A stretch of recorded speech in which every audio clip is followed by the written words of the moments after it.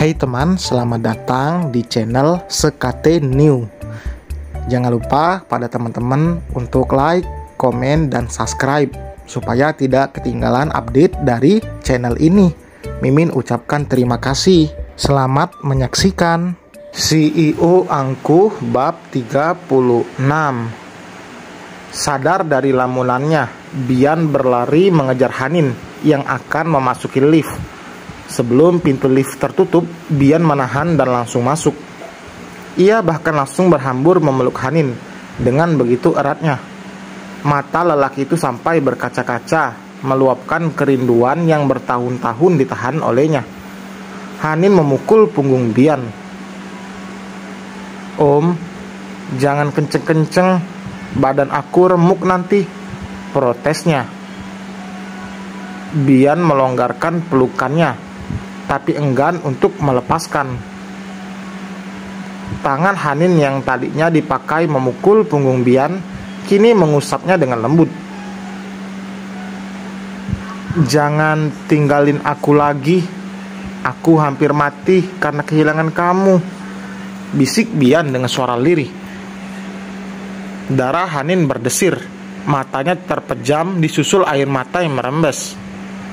Bukan karena sedih, tapi terharu. Ia bahkan tidak menyangka Bian masih menunggunya pulang. Padahal Hanin sama sekali tidak memberikan kejelasan. Bahkan selama 4 tahun mereka sama sekali tidak ada komunikasi. Ini yang dinamakan jodoh tidak akan kemana. Suara pintu lift terbuka. Beberapa karyawan yang melihat terpaku dan tidak berniat untuk masuk. "Pakai lift lain aja," ujar Bian dengan suara tegas. Mereka tidak berani membantah dan menekan tombol hingga pintu lift tertutup. "Om, udah malu tahu." Hanin kembali protes lalu mengusap pipinya yang basah. Pelukan itu terlepas. Bian dengan cepat menghapus jejak air matanya. Ia menatap dalam-dalam wanitanya itu, mengikis jarak di antara mereka. Mulut Bian menempel di punggung tangan Hanin karena wanita itu menutup bibirnya. Bagaimana mungkin Bian melakukannya di dalam lift? Kenapa ditutup? Bian mencoba melepaskan tangan Hanin. "Om, lihat dong ini di mana. Malu-maluin tahu." Hanin mencebik kesal. Bian seolah lupa daratan karena saking bahagianya bertemu kembali dengan Hanin. "Maaf," lelaki itu menyengir kuda, menautkan jemarinya dengan jemari Hanin, seolah tidak ingin Hanin pergi. Hanya hitungan detik saja, lelaki itu kembali berulah. Ia bahkan begitu lembut bersikap pada Hanin. "Aku belum maafin Om loh." Om aja belum minta maaf soal yang dulu. Gimana aku mau maafin?" Hanin mengoceh namun tangannya saling terpaut erat dengan Bian. Ia juga merasakan rindu yang amat besar. Hanin menjaga kesetiaannya di sana. Ia mengakui dirinya salah karena pergi begitu saja saat masih berstatus istri Bian. Tapi ada kebaikan yang terjadi dengan perginya Hanin. Bian menyadari perasaannya. Ia bahkan tersiksa bertahun-tahun karena kehilangan Hanin. Bian hanya tersenyum menanggapi celotehan Hanin. Ini yang dirindukannya. Sekarang Bian tidak lagi gengsi untuk mengakui perasaannya. Ia tidak ingin menyesal untuk kedua kalinya. "Kita mau kemana? Aku belum interviewnya loh." Hanin masih berdiri, enggan masuk ke dalam mobil. "Interview apaan? Aku kan kesini mau kerja jadi pegawai magang." "Kita interview di apartemen aja." Bian sedikit mendorong Hanin untuk masuk ke dalam mobil. Selama perjalanan tidak ada yang membuka pembicaraan. Bian merasa sangat bahagia. Saking bahagianya, tidak tahu harus bicara apa. Tapi dari tadi tangannya tidak lepas menggenggam Hanin. "Om, kita bukan mau nyebrang jalan loh." "Emang kenapa sayang?" Wajah Hanin memanas. Ini memang bukan pertama kalinya Bian memanggil dengan sebutan sayang. Namun kali ini jelas dari hati, bukan karena pura-pura. Hanin memalingkan wajahnya keluar jendela guna menyembunyikan ronah merah di pipi. Sebenarnya ia juga merasa sedikit canggung karena sudah lama tidak berjumpa. Ia bahkan sempat terpesona melihat Bian yang terlihat semakin beraura, meski badannya memang sedikit kurus. Jelas karena efek ditinggal Hanin. Sedangkan Hanin sendiri juga banyak mengalami perubahan, apalagi dengan tubuhnya yang semakin proporsional. "Kita mau ngapain ke apartemen sih?" tanya Hanin tanpa menatap Bian. "Bikin dedek bayi." Mata Hanin membulat. Ia menarik tangan Bian dan menggigitnya gemas. "Udah gak sabar kah? Main gigit segala." Lelaki itu terkekeh. Hanin menatap Bian dengan hidung kembang kepis. "Dasar otak mesum. Bisa-bisanya aku pulang malah ngajak begituan. Tahu gini aku di rumah aja sama Mas Bara." Bian menginjak rem mendadak, membuat kepala Hanin hampir kepentok dashboard mobil. Untung ia sigap menahan kepalanya dengan tangan. "Om, jangan rem mendadak gitu, bisa nggak? Gimana kalau dari belakang kita ditabrak mobil lain?" Hanin melayangkan tatapan tajam pada Bian. Lelaki itu memutar tubuhnya menghadap Hanin. "Jangan pernah kamu ngomongi cowok lain di depan aku." "Berarti di belakang boleh?" "Enggak." Hanin mengulum senyumnya. Ia tahu Bian pasti cemburu. Hanin bukanlah gadis polos yang tidak tahu apa-apa. Ia sudah menjelma menjadi wanita dewasa yang penuh pesona. "Cemburu ya?" goda Hanin. "Iya." Bian menjawab lirih, hampir tidak terdengar andai saja Hanin tidak benar-benar menyimak. "Singa ini jadi kucing rumahan sekarang." Batin Hanin mentertawakan Bian. Dulu sering mencak-mencak, bahkan hanya karena hal sepele saja ia bisa marah besar. Tapi sekarang Bian sepertinya tidak akan berani lagi marah-marah pada Hanin, karena konsekuensinya sangat besar jika ia melakukan kesalahan. Jika Hanin pergi untuk kedua kalinya, belum tentu ia akan kembali, bukan? Mobil kembali melaju dan hanya suara mesin mobil yang terdengar. Saat ini Hanin hanya mengikuti keinginan Bian. Bukan berarti ia akan menerima semuanya. Ada beberapa peraturan yang akan diberikan Hanin. Ia tidak akan mau lagi mengalah, tapi Hanin juga tidak mungkin menentang Bian selaku suaminya. Selama apa yang diminta Bian masuk akal, jelas akan dituruti. Satu hal yang harus segera mereka lakukan adalah mendaftarkan pernikahan mereka agar memiliki surat-surat dan juga diakui negara. Apalagi Hanin sudah cukup umur. Berbeda dengan saat itu yang masih duduk di bangku sekolah. Sudah pasti melanggar peraturan. Sampai di gedung apartemen, Hanin mencoba mengingat-ingat perasaannya dulu. Apartemen Bian bukan di sini. "Om, ini apartemen yang dulu?" tanya Hanin saat turun dari mobil. "Bukan, aku beli lagi." "Loh, yang kemarin kemana?" "Kasih kucing." Bibir Hanin mengerucut. "Serius? Ayo cepetan kita naik." Bian menarik lembut tangan Hanin agar bisa segera sampai di apartemen. Bukan untuk proses pembuatan dedek bayi, tapi memang banyak sekali yang ingin Bian tanyakan pada Hanin.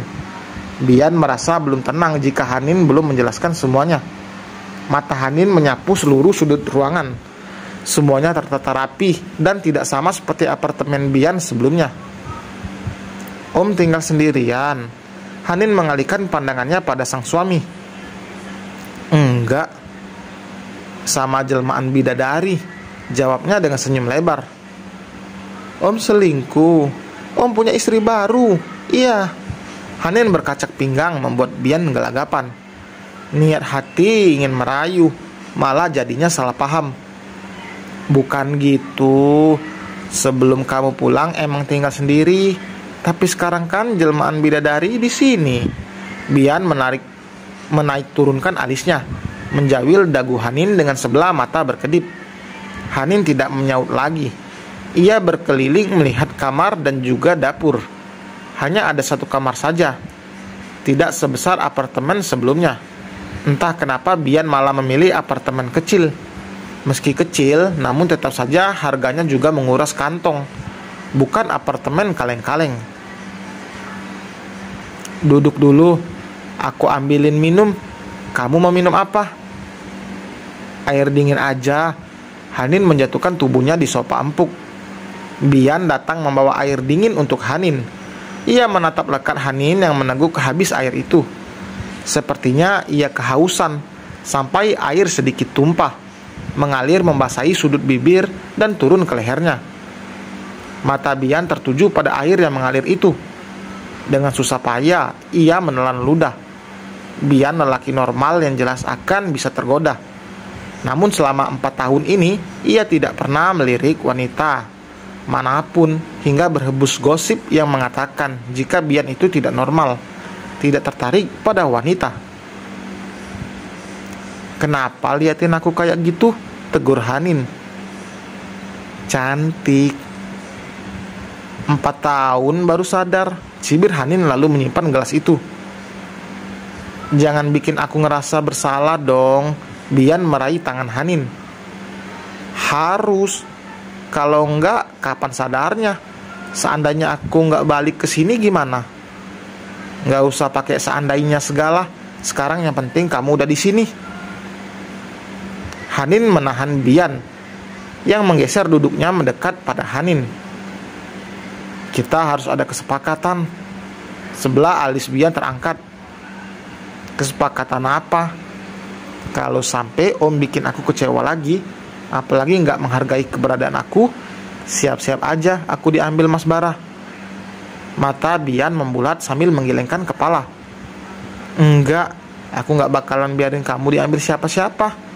Enak aja. Makanya Om jangan nakal. Bian berdehem. Kamu beneran gak nikah di sana? Mana mungkin aku nikah sama cowok lain kalau Om aja belum talak aku. Selama ini pasti nungguin aku ya. Kalau nggak nungguin kamu, pasti sekarang udah ada bocil lari-larian di sini. Bian melipat tangan dan disandarkan di punggung sofa untuk menjadi tumpuan kepalanya. Rasanya tidak ingin mengalihkan pandangan dari bidadarinya.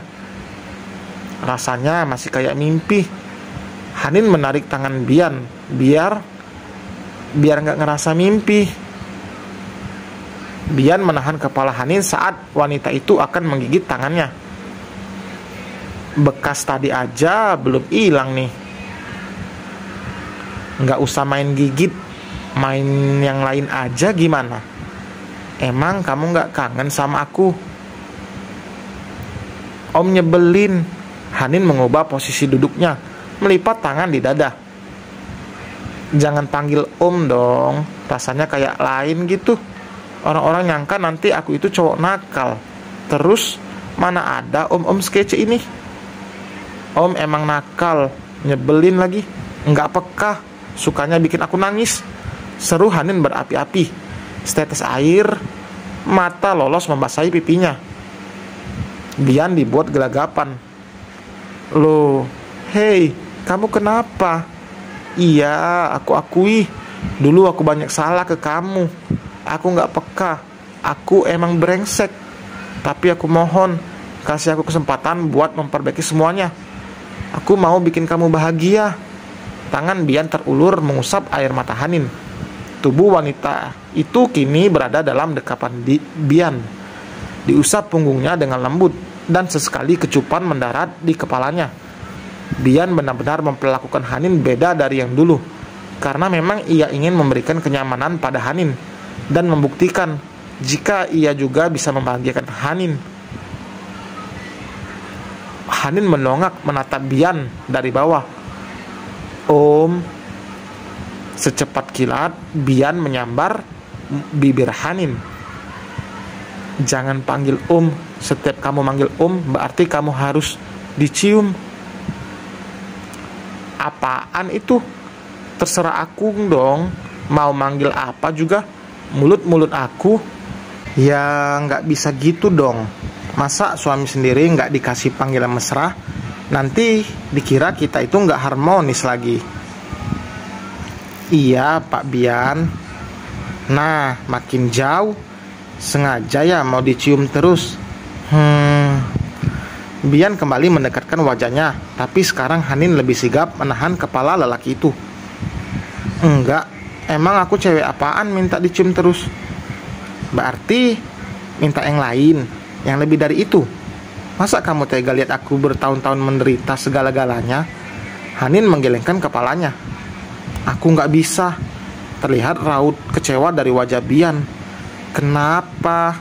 Dan selesai teman. Terima kasih telah mendengarkan. Jangan lupa like, komen, dan subscribe. Sampai berjumpa di bab berikutnya. Bye.